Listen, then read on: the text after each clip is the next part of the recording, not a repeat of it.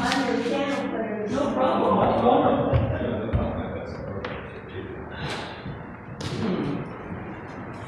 All right, good morning, Good morning. Good morning. and welcome to First Universalist Church of New Madison. The roses are still blooming, and we're really happy to have Roses here on the piano, courtesy of Roberta. Some sad news to announce. Jeanette Burns passed away this week. Services will be at Zecker Bailey in Greenville Tuesday, visitation at 10, and the service will be at 11. Zecker Bailey does a really excellent job on their website. If you can't attend, Mike has relayed, they've got hundreds or bunches of pictures of Jeanette's life, which was a pretty amazing life and pretty amazing history if you know anything about it. So look into that, and we'd be happy to see you there Tuesday. A lot of us will be there. Any other announcements? I'll just announce, I think it's my turn next week to provide a presentation, sermon if you will. Thought I would take, even though we will watch, many of us will watch the Queen's of England's funeral on Monday, I thought I would take just highlights of her life, which we've seen tidbits of, and leave them with Universalist Unitarian, our UU principles, and maybe explore that a little bit. So that's what's on for next week. Yes, and Mike will give a personal touch, which is always to be favored over what you see over CBS, NBC, that type of thing. The reason is Tara and I are going to Mackinac Island next week. We'll be there Sunday, Monday, and Tuesday. I don't have my sleigh or my buggy here yet, so I can't drive my horse, so I'm going to go to Mackinac Island and drive their horses. So that's going to be our vacation this year.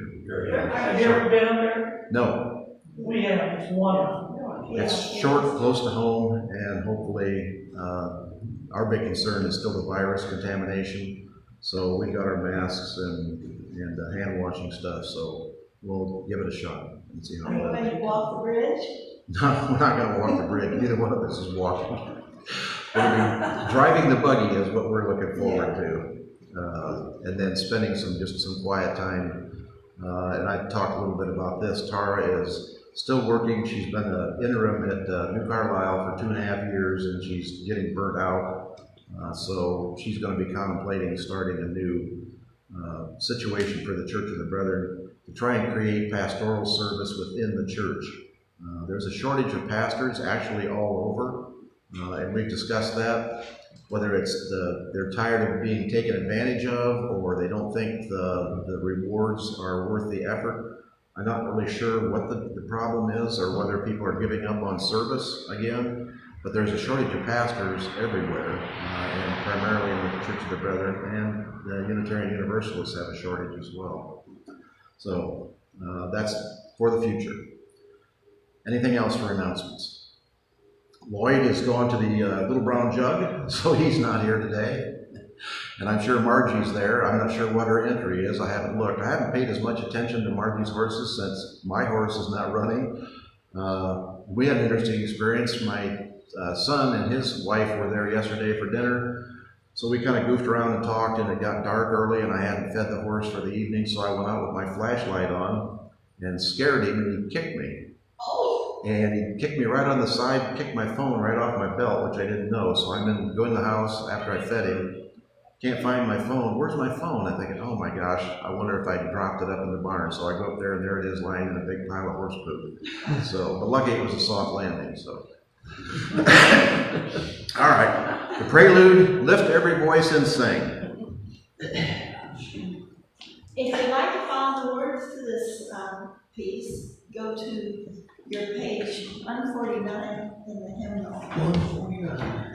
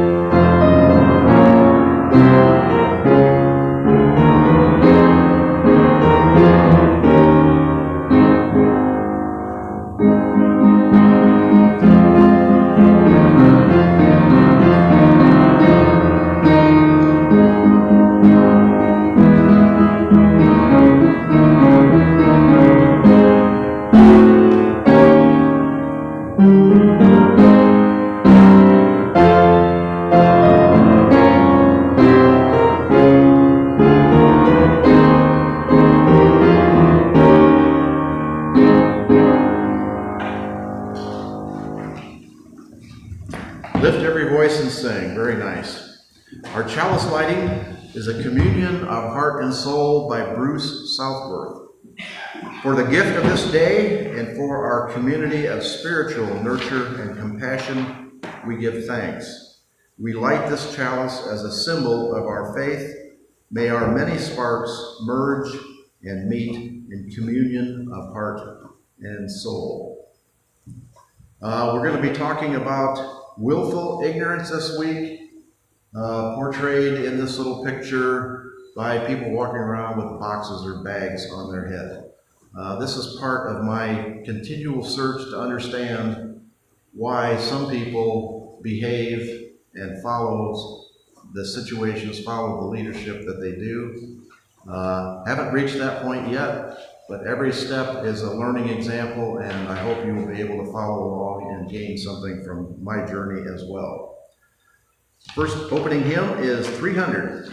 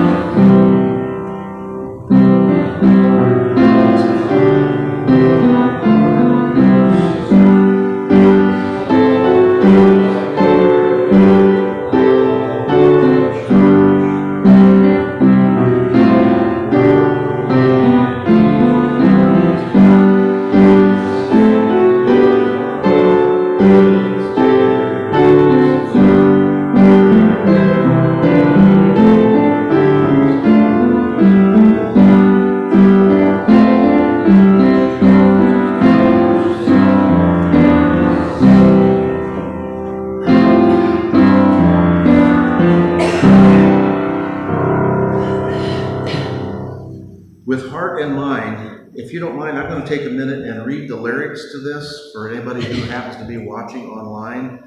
This is a synopsis. This is encapsulated what Universalist Unitarians are all about. With heart and mind and voice and hand, may we this time and place transcend to make our purpose understood, a mortal search for mortal good. A firm commitment to the goal of justice, freedom, peace for all. A mind that's free to seek the truth, a mind that's free in age and youth, to choose a path no threat impedes, wherever light or conscience leads. Our martyrs died so we could be a church where every mind is free. A heart that's kind, a heart whose search makes love the spirit of our church, where we can grow and each one's gift is sanctified, and spirits lift where every door is open wide for all who choose to step inside. Keep those words close to your heart, and maybe we should print those out and put them up. I think that is a very good idea of what we are about. Okay, our affirmation. Let me do a few slides here. Some of these I just found, which I just couldn't pass up. Can you see this one? I never was very good as an employee because I had kind of a rebellious mind, but this is what management has always struck me to be. Problems, stuck in the mud, can't proceed. Of course, it's got a horse and one driver. The obvious solution, put more horses on the wagon to pull it out. What's management's solution? More whips. More managers with more whips. There must be something the employee's doing wrong, and that's the reason there's a problem. So let's hire some extra observers and hire some extra managers and hire a consultant for lots of money to tell us how that one employee is supposed to pull us out of the mud.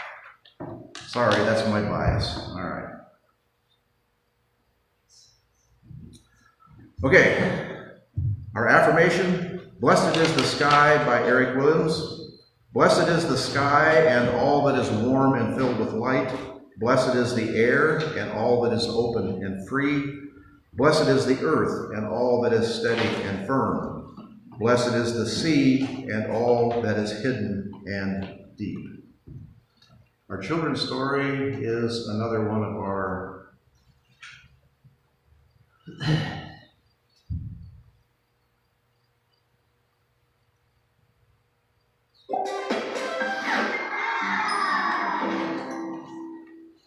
Storyberry. The Dawdles Find Fuel by C.G. Salamander at Storyweaver. The Dawdles were lost and needed lots and lots of fuel to get home.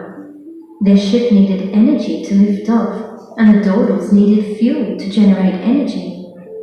So they made a list of all the fuels they could think of and left in search of them.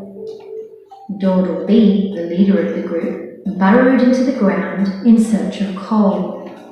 He was surprised to find almost all of the coal was used up, so he left with a piece of coal the size of his hand. Dawdle D, the smartest of the three, trekked to the densest forest. But she was shocked to see just one tree. Dawdle D had to settle for a few dry branches. Dawdle E, the tiniest Dawdle, sailed to the oil fields that never dried up. Dawdle E was lucky to leave with a few drops of oil. The Dawdles gathered their fuel and put it into their ship to burn and generate energy. The engines roared, the lights came alive, the ship lifted off, but sadly they didn't get very far. Disappointed, the Dawdles did what Dawdles do best. They ate till their tongues reached their chest. What is fuel?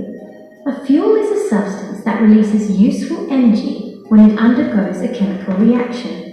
Materials such as coal, wood, oil and gas provide us with heat, light and energy when they are burned. Energy can be used to cook our food, keep us warm and make our engines run. Fuels come in different forms. They can be solids like wood and coal, liquids like petrol and kerosene, or gases like liquefied petroleum gas, LPG, and biogas. We use fuel to drive cars, generate electricity for homes, and power factories. The Dawdles Save Fuel, Book 2. The Dawdles were lost and needed to get home. They had used up all the coal, wood, and oil they had collected. Now they needed to find and use fuel smartly. They learned that coal came from animal bones and plants kept under pressure for millions of years. But there was very little coal left on Earth, so they came up with a plan. Dawdle B, the oldest Dawdle, left to get firewood. He only used fallen branches and planted more trees when he was done. Dawdle D, the brightest Dawdle, turned off all the lights on the ship to save energy, while Dawdle E, the youngest Dawdle, buried a bone he found with the hope of it turning into coal. The Dawdles looked for other ways to save fuel. They replaced things that were broken and things that used too much energy. They cycled and walked when they searched for fuel. They even found bio-waste and turned it into biofuel. The Dawdles had collected more fuel than before. They were sure that they would be able to leave the planet this time. They started their engines, put on their seatbelts, and their ship zoomed into the sky. This time, the Dawdles got far, but not far enough. Tired and hungry, the Dawdles knew what to do next. They ate till their tummies touched their necks. What are fossil fuels? Fossil fuels are fuels that were formed from the buried remains of plants and animals that lived millions of years ago. They are found naturally under the earth and are the most used fuels in the world. Fuels such as coal, crude oil and natural gas are all considered fossil fuels because they originally came from fossils. Fossil fuels are limited in quantity because it takes millions of years to make them. They are also bad for the environment. Burning fossil fuels produces too much carbon dioxide. This leads to global warming and the melting of the ice caps, causing the oceans to rise and climate change to speed up. Luckily, just like the Dawdles, the world is looking to reduce its dependence on fossil fuels and switch to fuels that are clean and safe for the environment. The Dawdles Go Home, Book 3. The Dawdles were lost and needed fuel to get home. They had tried coal, wood and oil as fuel, but they were of little help. The Dawdles needed to find a better fuel to take them home. Fuel like coal took millions of years to form. There was very little coal left on Earth, so the Dawdles went looking for fuel that was there in plenty and that would never run out. Dawdle B set sail for the seas looking for energy sources. Along the way he found dams, rivers, tides and waterfalls. Dawdle D took to the skies and realised that she could harness the energy of the wind and use it to power their ship. Dawdle E packed his bags and said goodbye to the others. He would travel to the sun and steal its fire. Sadly, he didn't make it all the way to the sun, but he did find a way to use its energy. The Dawdles found all sorts of new sources of energy, like geothermal energy, using the heat from under the earth, and nuclear energy, which they got by splitting very small particles called atoms. They built devices that helped them better harness energy. After months of trying, the Dawdles finally had the energy they needed. They turned on their engines, fastened their seatbelts, lifted off, and zoomed away from Earth.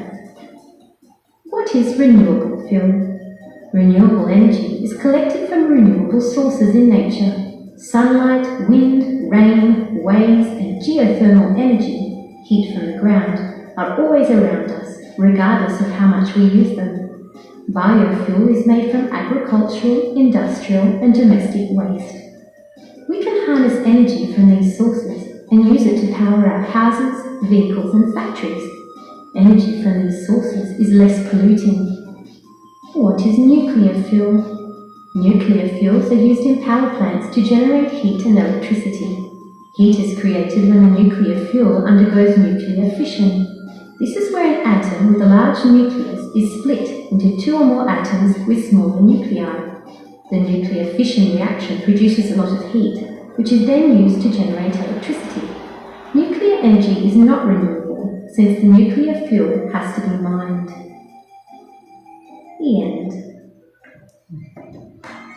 Thank you for reading with Storybirds.com. Something that kids can really understand, I think. Okay, joys and concerns. We have a picture of Jeanette, really beautiful picture that's on Zechar Bailey. So that is our first concern for Jeanette's family. She lived a wonderful life, a good life. I think everybody will celebrate that Tuesday and we'll have an experience of that. You know, Tim, it was just a few years ago that Jeanette continued to serve on our board of directors. Yes. Yep. Driving from Greenville for evening meetings and what have you. Yep. Obviously, tons of committees and service and projects here in this church over the years. She truly will be missed. She will be greatly missed here. And we've talked about that before. With our dwindling membership, every member who is not here is missed. No matter how active or inactive you are valued as a member of the church, and your contributions are valued. But Jeanette contributed more than most, and for a longer time than many, many people. So she will be truly missed. Any other concerns? We still have our sunflowers. Even the ones Mike brought last week are still barely there. Ukraine is, we talked about the advances that the Ukrainian troops were making last week. And the things they are finding have been truly horrifying. Mass graves, people being tortured, bodies that where their hands are tied, their feet are tied, they have ropes around their neck. I truly do not understand. This seems to be typical of the Russian, and this is during World War II, during the Crimean War, during any of the wars that Russia has taken part in. They seem to be a different kind of nation state, one that cannot be allowed, I don't think, to run free reign over the world. And we will talk about that a little bit in the presentation I'm going to make. Any other joys or concerns? We want to remember Sierra, the police officer from Richmond, is still in hospice, shot in the head. She's in a vegetative state, a permanent vegetative state. I'm not sure what the individual conditions are. We hope for her return or for a final settlement that will bring peace to her and peace to her family. But we do not want to forget her. Anything else? We need to light a few candles here.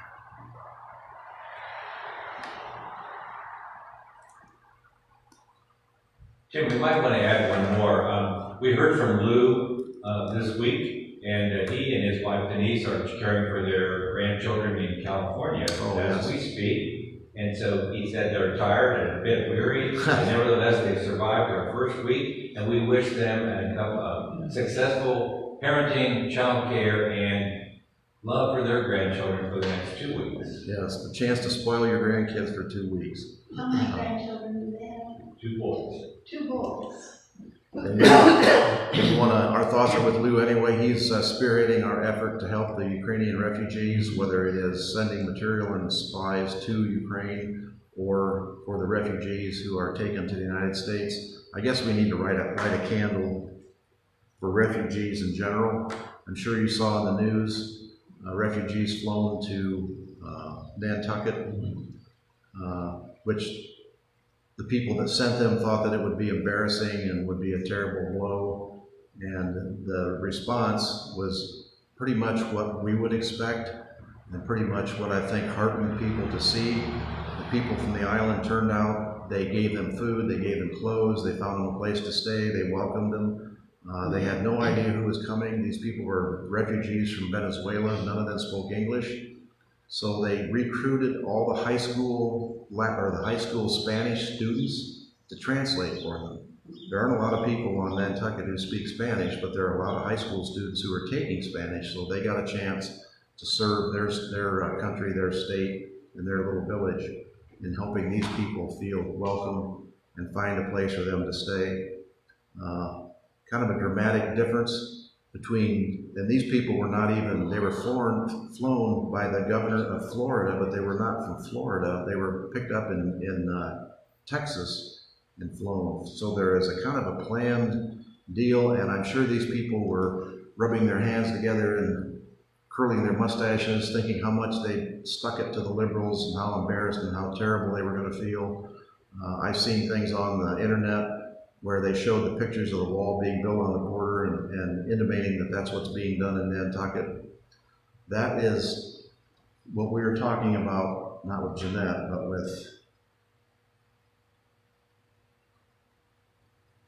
in these cases, where people think that everybody thinks the way they do. They think that everybody is as mean-spirited and vindictive as they are, and they want to inflict pain on their neighbors or on people who they don't like.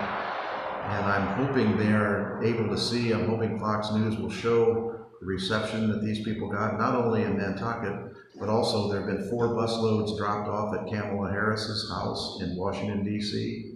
I'm sure they thought that would be a big embarrassment and that would be a terrible thing. No notice. The buses open the doors and these people are discharged onto the street. And of course, the people of Washington, D.C. have responded by finding them food and shelter and a place to stay. There's no words to really describe it. So. Okay, that's what we're talking about. This thing, I want you to look at this picture. If you can see it, father and mother holding the child. And if you understand it, what is the final picture? Child holding parents. The child is growing up and is helping the enfeebled and older parents. There is a cycle that goes on. You help and others help you. Not only in your family, but in your entire life. So that's what we're trying to get done. All right.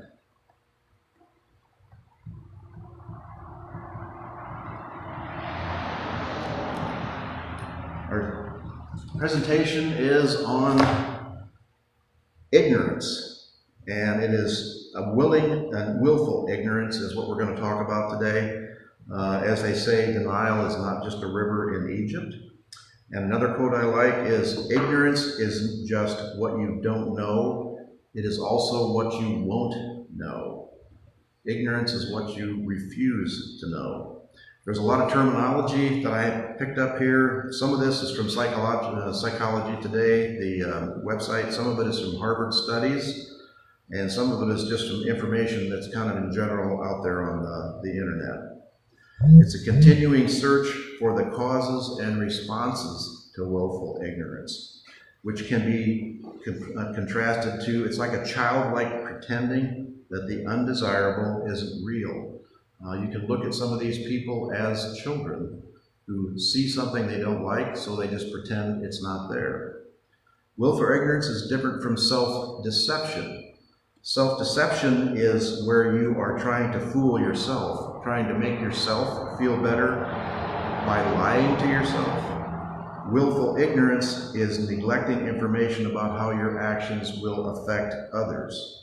So there's a kind of a split there between, it's the same thing and they overlap, but the scientists are drawing the line between self-deception, which is something you are doing to make yourself feel better, versus willful ignorance, which does make yourself feel better, but is primarily aimed at convincing others and deceiving others into what you're actually trying to do. There is something called the dark triad. Let me look at that. Narcissism, which I've got, and this is, does anybody recognize Narcissus? This is a Greek god. If you know the story of Narcissus, he went to the lake, looked in the lake, saw his reflection, and fell in love with himself. This has been going on for generations and generations and generations. This is not willful ignorance, and narcissism is nothing new. The Greeks knew it was there, the Romans knew it was there, even the Egyptians knew it was there. And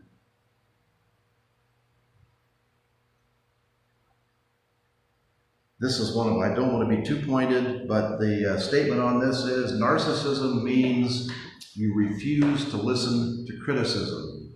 The response is fake. And my final one, how many of you remember Walt Kelly and Pogo? We have met the enemy, and he is us. So, okay, let me go back to the triad. It's called the dark triad in the literature I was reading. The dark triad is 3 different behaviors: narcissism, which is cynical, callousness, selfish, arrogance, and manipulative. Machiavellianism, if you remember your education from school, Machiavelli was a writer in the 16th century in Italy. He instructed his princes, he wrote a book to instruct princes on how to become better princes. By better, in quotes, he meant how to control the population and the countries that they were the lords or the leaders of. And his basic theory was, let me look at this, it overlaps, but some difference are Machiavellianism is the same thing as callous, cynical, selfish, arrogant, and manipulative. The difference is it is deliberate and it is planned, and it is done with an intelligent planning. I can draw a contrast to what we see today with a person who is a narcissist, but does not seem to have very much as far as planning goes, does not seem to have very much as far as orderliness goes. That distinguishes just a plain narcissist, someone who cares only about himself, from someone who is Machiavellian. Machiavellian, and there are many Machiavellian operators in the Conservative Party, and I'm sure in the Liberal Party. I'll give you an example for the Liberals. A Machiavellian approach for Liberals was, for some unknown reason, they poured money into races primary races for Republicans where the liberals supported the most far-right, crazy, nutty Republican that was running. The idea being, the Machiavellian idea being, if you got that person on the primary, they would lose the general election because the general population would say this person is too crazy to be elected. So that's the reason they tried to get them put on the ballot. The danger in being a Machiavellian is if you're wrong, you're going to have people like we have seen. Remember I told you about Lauren Boebert from Wyoming, who said the reason Jesus was executed was he didn't fight back.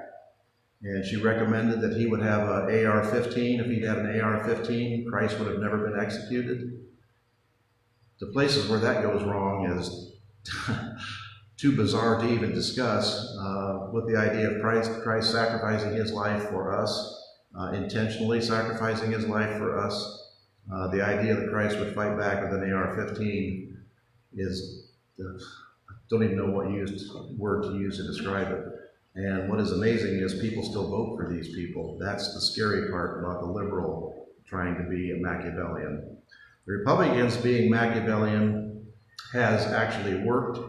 What they've done is they started out electing people to school boards, electing people to trustees, electing people to local legislative races. These billionaires have poured millions of dollars into that, and they're taking control of the nation, one school board at a time, one state legislature at a time, and they've been very successful at that. Now we have state legislatures like the legislature in Ohio, which has said that there is no reason to have a license to carry a concealed handgun. Anybody can carry a handgun that wants to, and the police are not even allowed to ask them if they have a permit or they have a handgun, unless they are actually being arrested for something. I don't know anyone that argues, well, I do know, people argue this makes you more safe. This is what I'm talking about when I say we're talking about ignorance, is how can you understand that more people with no inhibitions are carrying guns makes us more safe? It seems totally illogical. It's something that's never been done before. Even in the history of America, if you go back to the western cities and the western states, what was the first thing that every incorporated town did? And this is Abilene, all of the towns out west that you've heard about. The first thing they did was make a law that says you cannot carry a gun, openly carry a gun in town, which at that point meant you can't carry a concealed weapon in town either. The first thing they did to make their town safer was to say no guns in the town. This is the wild, wild west, and even they were farther ahead than we are. Okay, so that's Machiavellianism. Then psychopathy is impulsive, reckless, lacking long-term planning skills. Kind of the direct opposite of Machiavellianism. Reckless, impulsive. Do we know anybody like that? Do we have any history of that going on? Lacking long-term planning skills. That separates the Machiavellian who has long-term plans and is patient and works through many steps, many operations to get what they want, versus the person who can't think more than 5 minutes ahead. And when something happens, they react by throwing their dinner against the wall and splattering ketchup on the wall. All right. The self-protection or self-aggrandizement or self-improvement goes to such degrees that in one study, this is for the Harvard study on narcissism, Harvard students were given an advanced look at some of the test questions before they took the test. What happened? Because they had advanced knowledge, they did better on the tests than the students who didn't say that didn't see the test questions. The question or the problem that arose, these people, when questioned afterwards and when studied afterwards, did not accept the reality that they had cheated, and in fact believed they were smarter than everybody else because they got a better grade, and in fact thought they would do better on the next test because they were smarter on the last test, totally ignoring the fact that they were given an advanced look at the questions. This is how people are able to deceive themselves. This is what it's called when you say willful ignorance or self-deception. You can fool yourself into thinking you're actually smarter than other people even though you cheated. Okay, then there's an overflow of information, and that's one of the reasons people get into willful ignorance. They like to believe in what they know, but if so much information comes in, they can't process it, they can't understand it, they began to use selective information choices. In other words, they choose what they want to watch, which is what's rampant now in TV, and they choose what they want to ignore. So you can get into sociopaths, narcissists. They are attracted back and forth between the willfully ignorant. Some people who are willfully ignorant are just normal people, our neighbors, our family members, people we go to church with. They do not understand everything that's going on, but they choose not to. They are the people who do not want to see all the information. And these people are like meat on the vine for the people who are the manipulators, the Machiavellians. That is the people they seek out. That was done through Facebook. With the ads on Facebook, is all that has contributed to that. They have the red meat ideas, the red meat things like we are being invaded at the border. That attracts people attention, and then they build on that type thing about how these people don't pay taxes, how they're using our money, how they're raping our women, how they're taking our Social Security money. None of these things are true. The criminal level of most of the immigrants, as far as the studies have run, is lower than the average American criminal level. They cannot take Social Security benefits because they don't have Social Security numbers and Social Security cards. They don't have identification. The ones that get jobs illegally use a fake Social Security number. So Social Security funds are taken out of their check and deposited into the IRS under their fake number. The problem is, because it's a fake number, they can't draw anything out. When the IRS says, okay, we're going to send it to your address, there is no real address because it's a fake number. So the money they contribute goes into the fund that never comes out again. They never get to draw on those funds. The only funds they will get, the only support they are getting, is public funds for people who are in distress. In other words, do you want to have people who are sick, who need a surgery, or have a traffic accident? You can't just leave them lay on the road, although I'm not surprised that some people might want to just leave them lay on the road. If you remember the big thing that went on when we had the shortage of infant formula, immigrants were coming across the border with young children. They did not have formula. Formula was sent to the border. Lauren Boebert, people like that, were saying we should not send any formula to the border. We need to use it for our own children. Our own children are not starving. They are not dying because of lack of formula. It's hard to get, and you have to pace yourself on it. But they actually did not. They wanted to deny formula to the babies on the border, which would have killed them because there's no other source of formula there. They did not seem to follow through. They did not seem to understand what they were talking about in this case. So that's kind of where they go. Lawlessness, another sign is no signs of remorse. A total failure to learn from mistakes. They repeat the same behaviors over and over again. They repeatedly lie for pleasure or profit. The major hallmark is they don't think they're going to be caught. This is something they have in common with general run-of-the-mill criminals who do things that are just unbelievably stupid and get caught every time. These people are the same type of behavior, the same type of actions. Let's take an example. When you take 35 boxes of classified materials to your private house and then think that nobody's going to find out, and then when your lawyer tells everybody that all the materials were brought back and the archive says we're missing 25 boxes, they weren't brought back, and they send somebody to find the boxes, and there all the boxes are.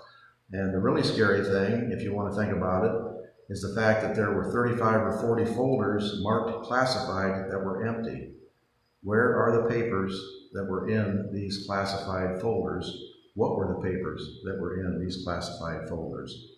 One way the Machiavellian thing is working, if you want to look at this example, at the end of the service, well, actually during this term's 4-year service, judges were jammed into positions over and over again over the objections of the American Bar Association saying people aren't qualified.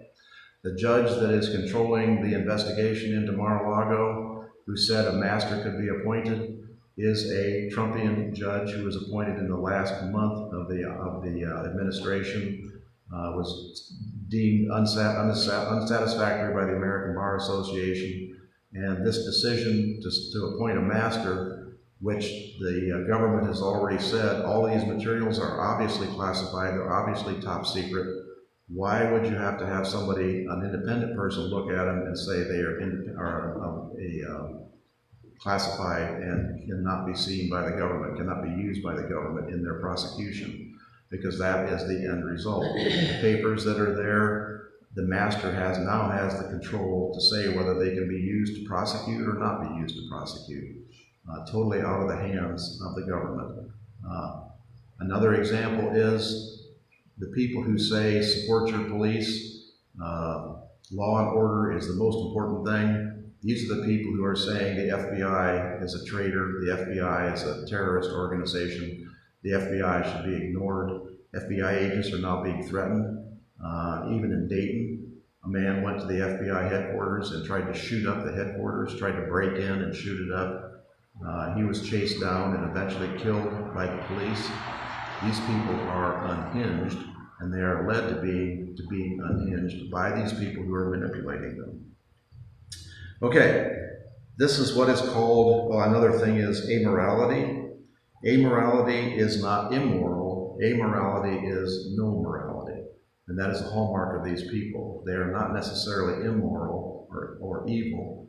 They are whatever, the end justifies the means is what their basic operating theory is. Whatever they need to do to accomplish what they want to do, they will do. There's no limitation on ethics or correct behavior. One of the things they use is confirmation bias. That's the human tendency to seek support for already existing preconceptions by selecting and interpreting information or evidence to confirm your already pre-held existing beliefs, and you reject or deny or ignore any and all conflicting information. If it doesn't fit your worldview, it's not true. Fake news is the common state. Anytime something comes out that is against what these people believe, it's fake news. The sad thing is now we have complete propaganda stations or complete broadcast stations that basically support this view that we'll go ahead and say, and this is a primary example, is during the January 6th insurrections, many of the people on Fox News privately called the White House and called the people in the White House and requested and begged and asked that the president make a statement and call the rioters back because of what was going on at the Capitol. 2 weeks later, when the riot was over with, all these people were the same people who were saying on air in the public that this was a peaceful protest. These were just tourists who were touring the White House. There was no violence, even though there were pictures there. These people have the ability or the disability to be able to totally ignore reality and lie to our faces. That I'm not sure is recoverable. That is what is the big danger. All right. There's an archetypal tendency on the process of these people looking for an ultimate rescuer. They're looking for omnipotent force that unconditionally loves and protects them from the terrible things that happen in life.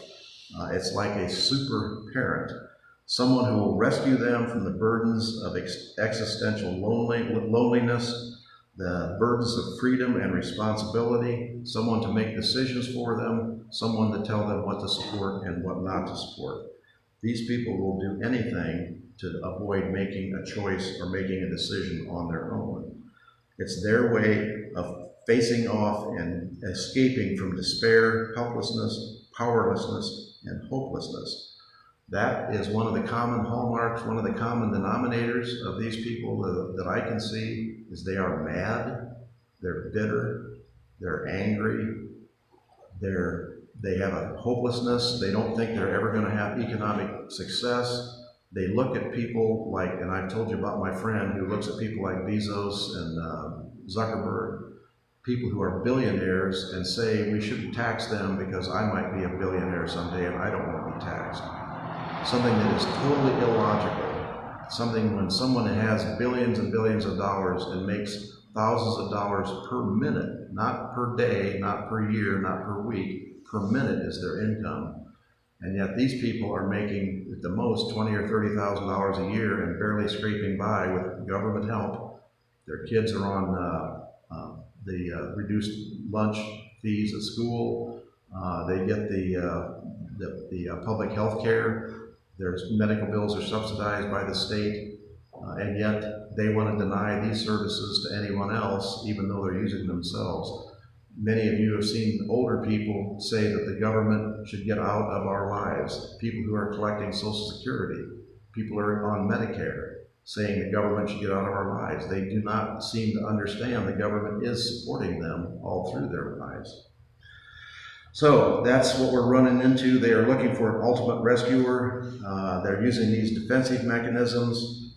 I really don't have the answer to it. And one of the things that I want to look at is the flaunting of power, no core values, no rules, no morals, no scruples, no empathy, no compassion, no guilt feelings, no conscience.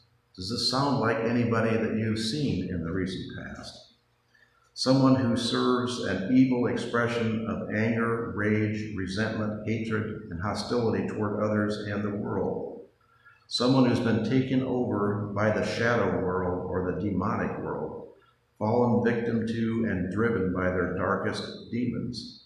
We witness their descent into madness and violent nihilism, and this is some psychologists and philosophers have predicted this is the end. If you want to look at some of the movie examples, you can see the Joker in the Batman shows or in the Lord of the Rings, Sauron. Sauron, the White Wizard, was turned to the dark side. This is what happens when you give in to these kinds of feelings and when you lose your capacity, when you lose your ability to look and see what reality is really like. No shadow, no light, and vice versa.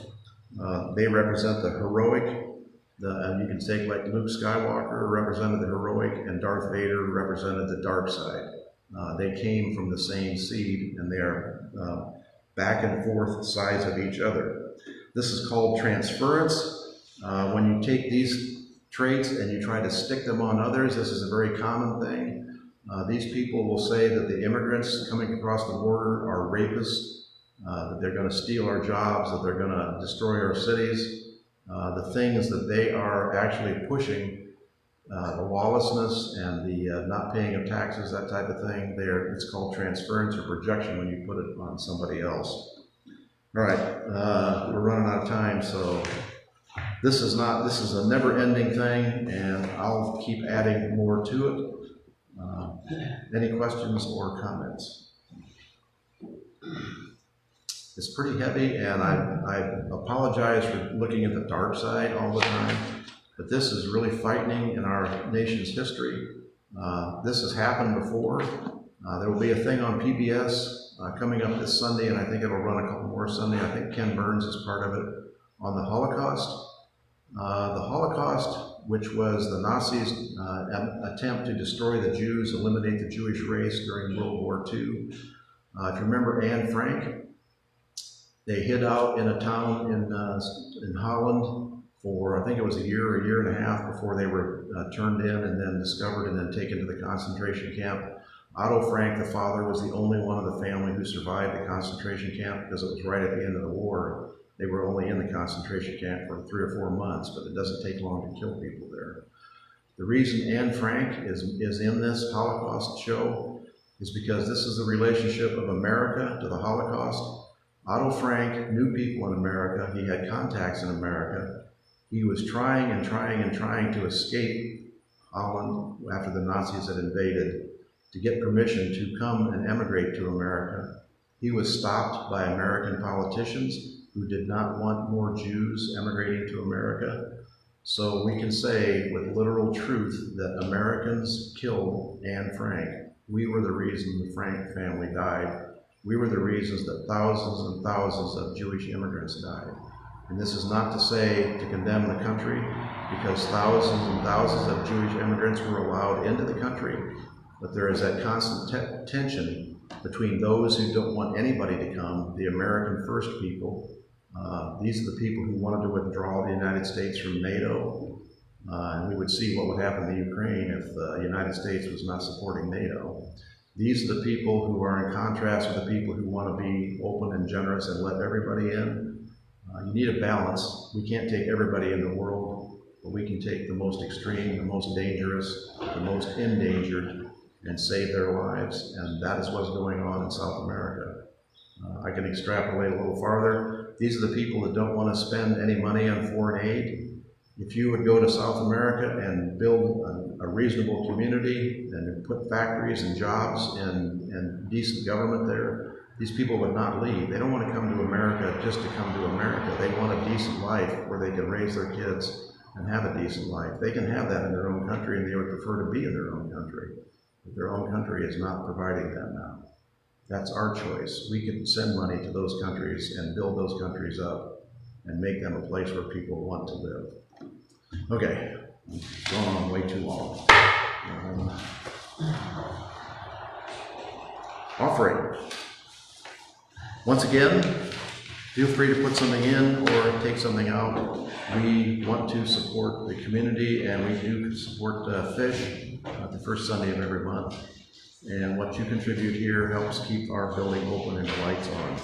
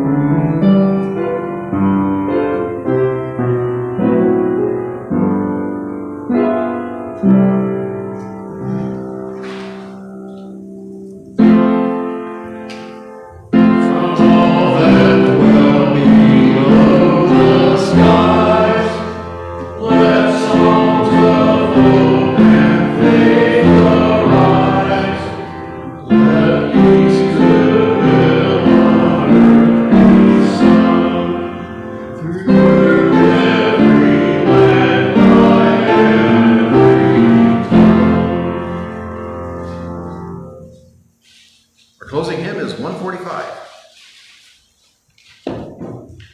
As Tranquil Streams. Our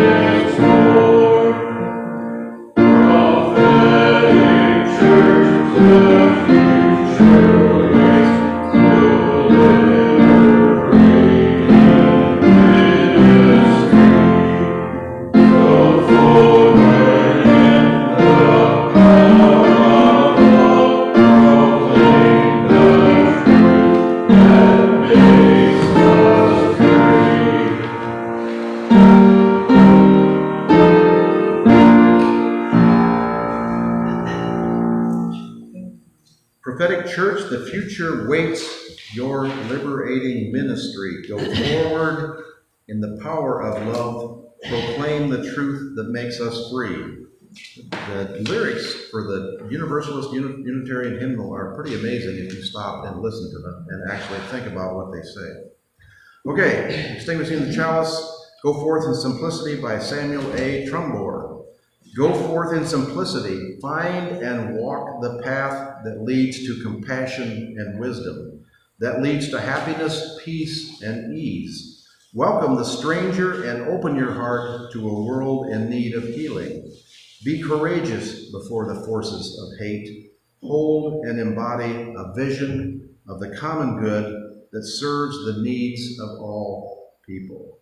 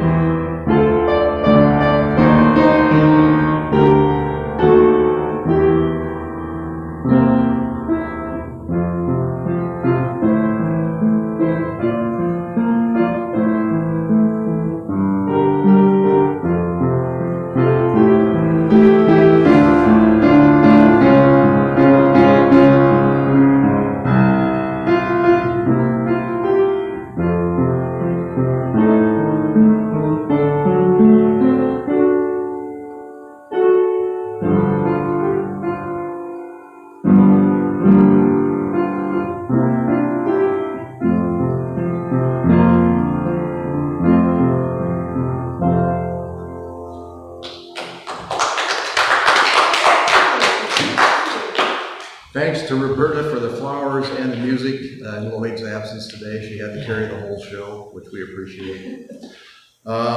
We say goodbye to Jeanette. She will be sorely missed.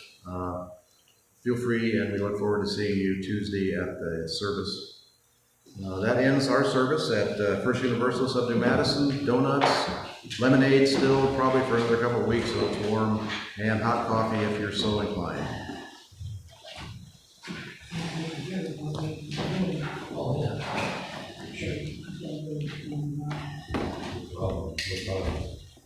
I'm sure the family will appreciate it. Well, I thought the whole